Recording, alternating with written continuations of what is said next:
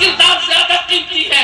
اگر اتنی بات آپ کے سمجھ میں آ گئی ہے کہ جو دکان میں جو آئٹم نہیں ہوتا لوگ اس سے اس لیے نفرت اور حسد کرتے ہیں کہ وہ اس کی اوقات سے باہر ہے, اس کی اوقات سے بڑا ہے. اگر یہ فلسفہ سمجھ میں آ گیا, آج اللہ اکبر دنیا میں تقریباً 73 فرقے ہو گئے ہیں, لیکن 73 فرقوں میں 72 فرقوں کے لوگ جو ہے عالم کی مخالفت نہیں کرتے.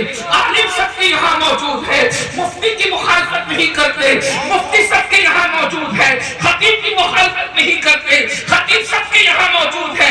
ادیب کی مخالفت نہیں کرتے, ارشد القادری جیسا ادیب اور جگہ بھی موجود ہے. اس لیے یاد رکھنا, مناظر کی مخالفت نہیں کرتے, مناظر اور جگہ بھی موجود ہے, یاد رکھنا.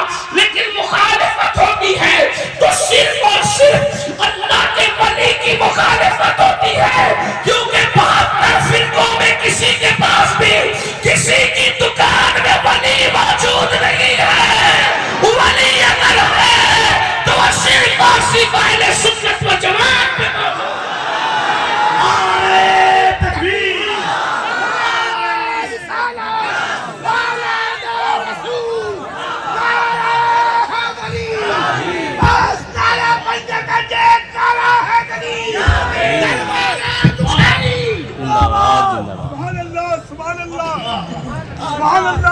ہر جماعت کو دیکھ لیں, قادیانی ولی کی مخالفت کرے گا کہ ولی تو کچھ نہیں کر سکتا. اسی طریقے سے وہابی ولی کی مخالفت کرے گا, ولی تو کچھ نہیں کر سکتا. رافضی ولی کی مخالفت کرے گا, ولی تو کچھ نہیں کر سکتا.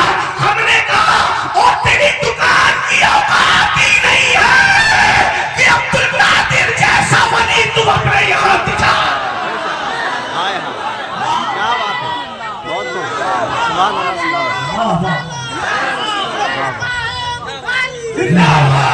بخاری پڑھانے والا مولوی ہر جماعت میں نظر آئے گا, مگر ٹھوکر لگا کر گنبد زندہ کر کے مردہ زندہ کرنے والا ولی صرف اور صرف اہل سنت کو جماعت میں نظر آئے گا.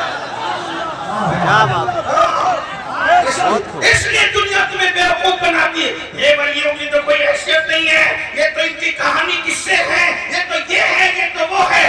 میں آج کہانی قصہ نہیں, قرآن کی آیتوں سے بتانا چاہتا ہوں کہ ولی کی شان کیا ہے, ولی کا مقام کیا ہے. اور آپ کو احساس ہونا چاہیے, آپ کو احساس ہونا چاہیے کہ ہم جو ولیوں کو مانتے ہیں کہانی قصے کی وجہ سے نہیں مانتے. ہم جو ولیوں کو مانتے ہیں وہ قرآن اور حدیث کی بنیاد پہ مانتے ہیں. لوگ کہتے ہیں قرآن میں کہا ہے ولی کی شان, میں آپ کے سامنے ابھی رکھتا ہوں. اللہ اکبر. اور جتنا میرا ٹائم ہے گھنٹے بھر کا, میں 15 منٹ اس کا گزر چکا ہے. میں انشاءاللہ اس پہ بات سمیٹوں گا, کیونکہ میرے بعد بھی جلسہ چلنا ہے. اس میں میں بھی بیٹھوں گا, آپ بھی بیٹھیں گے, کیونکہ میں خود غرض شاعر کی طرح نہیں کہ اپنی غزل سنائی اور چل دیے. یاد رکھنا, میں اس بات کو سمجھتا ہوں اچھی طرح سے کہ ہو سکتا ہے مجھ سے بڑھ کر کوئی بات رسالت میں مقبول ہو, میری وہاں تک رسائی نہ ہو جہاں تک میرے پہلے یا میرے بعد والوں کی رسائی ہو. اس لیے اگر مجھے ٹرین اور پلین نہیں پکڑنا ہوتا ہے تو میں جلسے میں بیٹھتا ہوں کہ اس کی تقریر میں اس پہ نظر پڑے میرے یار کی, تو مجھ پہ بھی نظر پڑ جائے. مجھ پہ محشر میں نصیر ان کی نظر پڑ ہی گئی, کہنے والے اسے کہتے ہیں خدا کا. ہاں, اسی لیے ہم کوشش کرتے ہیں کہ محفل میں رہیں, ورنہ باشن دو راشن دو اور نکل کر چلے جاؤ, یہ اپنی طبیعت میں نہیں ہے. ہاں, ٹرین پکڑنا ہو پلین پکڑنا ہو تو الگ بات ہے, مگر میں آج بیٹھوں گا انشاءاللہ تعالیٰ آپ کے ساتھ بیٹھوں گا. امید ہے آپ بھی بیٹھیں گے, ہم بھی بیٹھیں گے. اور یہ بات یاد رکھنا, بولنے والے مقرر کو نہ دیکھا کرو, حضور کا ذکر کر رہا ہے یہ دیکھا کرو. کوئی ضروری نہیں ہے کہ چمک چمک کی شیروانی پہن کر آئے تو اسی کا قبول ہو. کوئی پھٹے لباس میں بھی ایسا کلندر ہوگا, اس ایک کی وجہ سے پوری محفل کی قسمت بدل جائے. ایسا بھی ہو, اس لیے بولنے والے کو نہ دیکھا کرو, جو یہ ذکر یاد کر رہا ہے نا اس ذکر کو دیکھا کرو. جب سے تم نے ذاکر کو دیکھنا شروع کیا ہے, ذاکر کو دیکھ کے محفل میں نہ آؤ, کچھ نہیں لے کر جاؤ گے.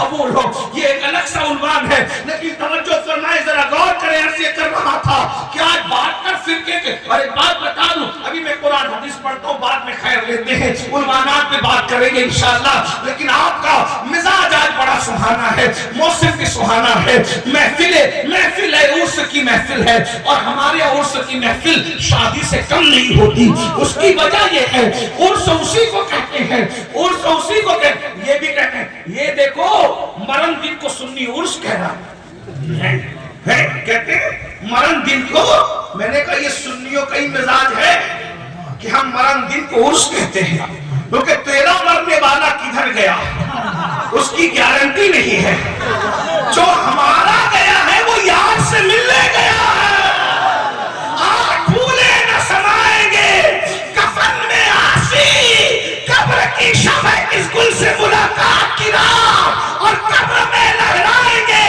تاش چشم نور کے، جلوہ فرما ہوگی جب طلعت رسول اللہ کی۔ میں تو کہتا ہوں سنیوں، ہمیں مدینے جانے میں جتنی خوشی ہوتی ہے، عاشقوں کو مر جانے میں اس سے زیادہ خوشی ہوتی ہے کہ مدینے جاؤ تو گنبد نظر آتا ہے، اور مر جاؤ تو گنبد والا نظر آتا ہے۔ اس سے بڑھ کے بھی کوئی دن ہوگا میرے بھائی، اور عرس یہ نکلا کہاں سے؟ حدیث ہے، بخاری شریف کی حدیث، جب عاشق قبر میں جاتا ہے تو فرشتے کہتے ہیں نم، بخاری ہے، عرس بخاری ہے، حوالہ بخاری کا ہے،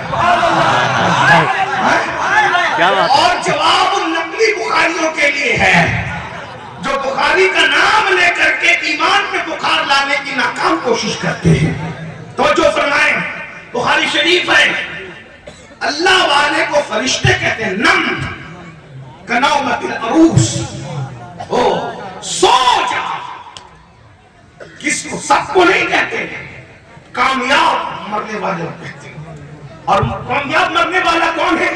تو بریلی کا کلندر کامیاب مرنے والے کی نشانی بیان کر دیتے ہیں، انہیں جانا، انہیں مانا، نہ رکھا غیر سے کام، انہیں جانا، انہیں مانا، نہ رکھا غیر سے کام، للہ الحمد میں دنیا سے مسلمان گیا۔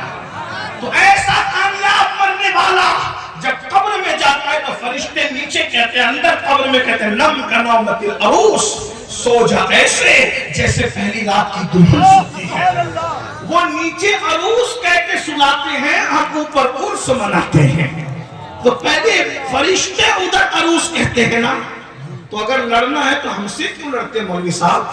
اگر ہمت ہے تو ذرا وہ نیچے جو عروس کہہ رہا ہے اس عروس کہنے والے سے کچھ ٹکرانے کی کوشش کرو نا، پھر تمہیں پتا چلے۔